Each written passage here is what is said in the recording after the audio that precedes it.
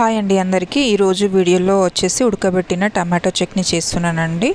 Tomatoes పచ్చివే ఉడకబెట్టి చేశాను. చాలా టేస్టీగా ఉంది. ఇప్పుడు సమ్మర్ హాలిడేస్ కదా అండి, సో ఏం కర్రీ చేయకపోయినా ఈ విధంగా చేసేసుకొని వేడి వేడి అన్నంలో కాస్త నెయ్యి వేసుకొని తిన్నామంటే పిల్లలకి కూడా కలిపి పెట్టినా కూడా చాలా ఇష్టంగా తింటారండి. సో ప్రాసెస్లోకి వెళ్ళిపోదాం. ఫస్ట్ ఆఫ్ ఆల్ ఈ వీడియోలో వచ్చేసి ఒక పావు కేజీ వరకు చూపిస్తున్నానండి. టమాటోస్ వచ్చేసి ఒక పావు కేజీ టమాటోలను చూడండి వీడియోలో చూపిస్తున్న విధంగా మరీ చిన్నగా కాకుండా ఒక టమాటోలో ఒక 4 పీసెస్ చేసేసుకుంటే సరిపోతుంది. ఇవి మరీ చిన్నగా మరీ పెద్దగా ఏం అవసరం లేదండి. సో ఇప్పుడు గ్యాస్ ఆన్ చేసేసుకొని కాస్త లైట్గా ఆయిల్ ఈ విధంగా వీడియోలో చూపిస్తున్న విధంగా పోసేయండి. అంటే ఒక కూర గరిటెతో వచ్చి చిన్న కూర గరిట ఉంటుంది కదా అండి, సో ఆ గరిటెతో తీసేసుకుంటే సరిపోతుంది. ఇలా చేసిన తర్వాత ఒకసారి కలిపేసేయండి. ఇదంతా ప్రాసెస్ గ్యాస్ని మీడియం ఫ్లేమ్లోనే ఉంచేసి చేసేయండి. సిమ్లో పెట్టినా అవి టమాటోస్ అనేవి కుక్ అవ్వవు, సో హైలో పెట్టినా కూడా మాడిపోతుంది. సో అందుకనేసి మీడియం ఫ్లేమ్లో ఉంచేసి చూడండి. ఒక 5 మినిట్స్ ఆఫ్టర్ చూపిస్తున్నాను. ఆయిల్ ఉన్న టమాటో నుంచి రసం అనేది ఏ విధంగా బయటకు వస్తుందో, సో ఆ రసం అనేది ఇంకిపోయేదాకా మనకి తేమ ఏమన్నా టమాటోస్లో తేమ ఏమన్నా ఉన్నా కూడా ఇంకిపోతుందండి. సో ఆ రసం మొత్తం ఇంకిపోయేదాకా ఒక 5 to 10 మినిట్స్ వరకు మంచిగా చక్కగా కుక్ చేసేసుకోండి. మరి టమాటోస్ హెవీగా కుక్ చేయాల్సిన అవసరం కూడా ఏం లేదండి. పైన స్కిన్ లేయర్ అనేది కుక్ అయితే సరిపోతుంది. కుక్ అయిన తర్వాత అందులో ఉన్న వాటర్ క్వాంటిటీ బయటకు వచ్చి ఇంకిపోయేదాకా ఉంచేసుకున్న సరిపోతుందండి. సో మీకు కాస్త జిగురుగా కొంచెం వాటర్లో కావాలనుకుంటే మాత్రం కాస్త వాటర్ క్వాంటిటీ ఉంచేసుకోండి.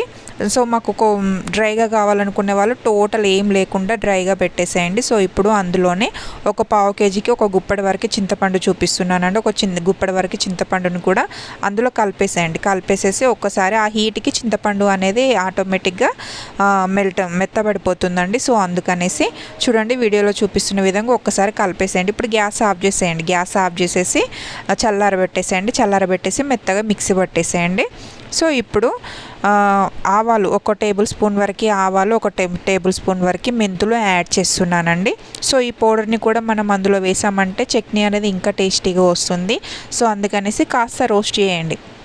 మరీ హెవీగా మాడనివ్వకండి. మామూలుగా కాస్త పచ్చి స్మెల్ పోయి కొంచెం కలర్ చేంజ్ అయ్యేంత వరకు తీసేసుకుంటే సరిపోతుంది. చూడండి వీడియోలో చూపిస్తున్న విధంగా ఫస్ట్ దానికి ఇప్పుడు దానికి చూడండి కలర్ ఏ విధంగా చేంజ్ అయిందో ఆవాలైనా మెంతులైనా.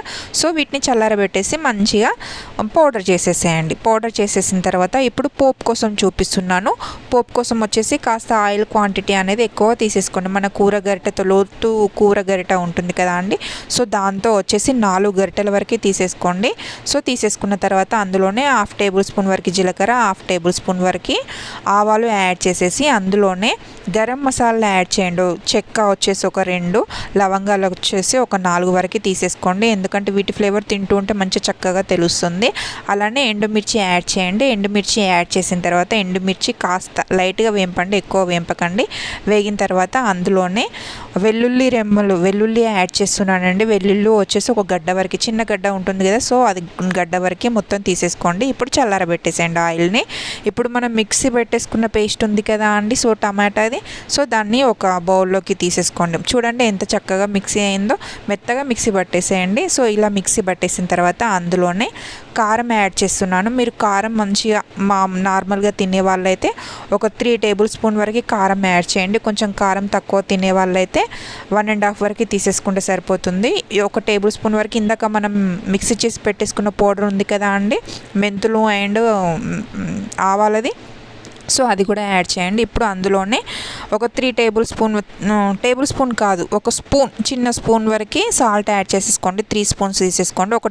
ఒక టేబుల్ స్పూన్ వరకు హోల్ మిక్స్డ్ ధనియా పౌడర్, ఒక టేబుల్ స్పూన్ వచ్చేసి పచ్చి ధనియా పౌడర్ చూపిస్తున్నాను మీకు. సో ఈ విధంగా యాడ్ చేసుకున్న తర్వాత టోటల్ అన్నీ మిక్స్ చేయండి. ఒక టేబుల్ స్పూన్ వరకు ధనియా పౌడర్, ఒక టేబుల్ స్పూన్ వరకు హోల్ మిక్స్డ్ ధనియా పౌడర్ చెప్తున్నాను నేను. సో క్వాంటిటీ అనేది చూసి వేసేసుకోండి.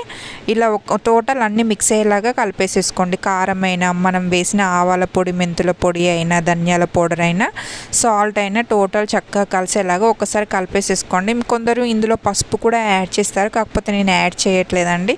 సో ఇష్టం, పసుపు నచ్చే వాళ్ళైతే కొంచెం ఒక 1/2 టేబుల్ స్పూన్ వరకు పసుపు కూడా యాడ్ చేసేసుకున్న సరిపోతుంది. కాకపోతే దాన్ని ఆయిల్లో వేసేయండి. ఇలా కలపడం కాకుండా ఆయిల్లో వేసేస్తే పచ్చి స్మెల్ అనేది రాకుండా ఉంటుంది. సో టోటల్ మనం వేసిన ఇంగ్రీడియంట్స్ అన్నీ టోటల్ కలిసేలాగా మంచిగా కలిపేసేయండి. ఎంత కలుపుకుంటే వేసుకుంటే అంత టేస్ట్ వస్తుందండి. సో అందుకనేసి కొందరు ఇవన్నీ మిక్సీలో వేసి పట్టిస్తారు, అది ఒక రకమైన టేస్ట్ ఉంటుంది. సో ఇది ఒక రకమైన టేస్ట్ ఉంటుంది. సో అందుకనేసి మీకు నచ్చితే అలా మిక్సీ పట్టేసేసుకోవచ్చు, ఒకవేళ లేదు అంటే ఇలా అయినా వేసేసుకోవచ్చు అండి. ఇప్పుడు టోటల్ ఆయిల్ చల్లారింది కదా అండి, మనం పోపు పెట్టేసుకుంది. ఈ పోపునంతా ఇప్పుడు ఇందులో యాడ్ చేసేసుకోండి. ఆయిల్ క్వాంటిటీ ఎక్కువగా ఉందని చూడకండి. సో మీకు ఇప్పుడు యాడ్ చేయగానే అబ్బా అంతా ఆయిల్ అనేసి అనుకోకండి. ఆయిల్ క్వాంటిటీ అనేది మనం కలుపుతూ ఉంటే కనీసం చూద్దామన్నా కూడా ఆయిల్ కనిపించదు. సో అందుకనేసి జాగ్రత్తగా చేయి మీద పడకుండా చూసేసుకోండి. సో ఇప్పుడు ఒకసారి కలిపేసేయండి. మనం వేసిన టోటల్ ఈ పోపు మొత్తం చట్నీకి పట్టేలాగా మంచిగా కలిపేసేయండి. చక్కగా కలిపేసేసేయండి. స్మెల్ మాత్రం చాలా చక్కగా వస్తుందండి. ఒకసారి చూడండి వీడియోలో చూపిస్తున్న విధంగా. మీరు కావాలంటే కూర మామూలుగా స్పూన్ కాకుండా గరిటె ఉంటుంది కదా అండి, సో గరిటెతో కూడా కలిపేసేయచ్చు. సో చూడండి ఎంత చక్కగా వచ్చిందో. ఇలా కనుక ఈ సమ్మర్లో చేసి పెట్టేసుకొని ఒక డబ్బాలో పెట్టేసుకున్నామంటే ఎప్పుడంటే అప్పుడు కర్రీ అవైలబుల్గా లేకున్నా పెరుగు రైస్లోకైనా చాలా చక్కగా ఉంటుందండి. సో వీడియో కనుక నచ్చినట్లయితే ప్లీజ్ సబ్స్క్రైబ్ చేసుకోండి. So thank you.